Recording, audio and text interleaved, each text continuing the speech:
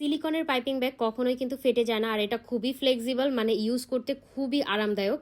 তো এটা আপনারা যদি ইউজ করেন অবশ্যই আমি বলবো যে এটা একদমই বেস্ট পাইপিং ব্যাগ। এগুলো কিন্তু আপনারা গুলশান ডিসিসি তে পেয়ে যাবেন, নর্মাল কোনো শপে কিন্তু আপনারা পাবেন না। গুলশান ডিসিসি থেকেই কিন্তু আপনারা এটা কালেক্ট করতে পারবেন। পলিথিন টাইপের যে পাইপিং ব্যাগগুলো থাকে ওগুলো কিন্তু ফেটে যায় ক্রিম দেওয়ার পরে, যখন আপনি প্রেসার দিবেন তখন কিন্তু ফেটে যাবে একদমই।